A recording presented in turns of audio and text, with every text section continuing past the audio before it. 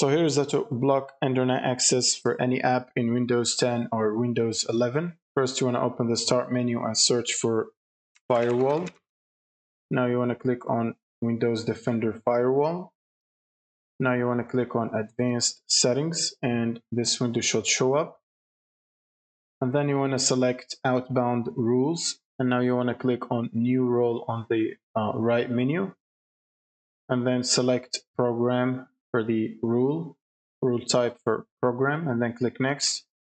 And then select the specific program that you want to block internet access to. So for example, you want to browse to your app or program.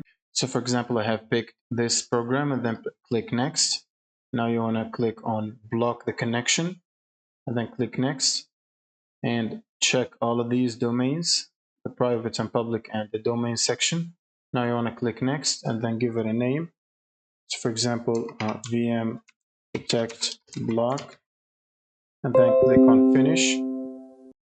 And now you should see it in the list with a red icon. It means that it cannot connect or is blocked from accessing the internet. And that's pretty much it. Thank you guys for watching and subscribe.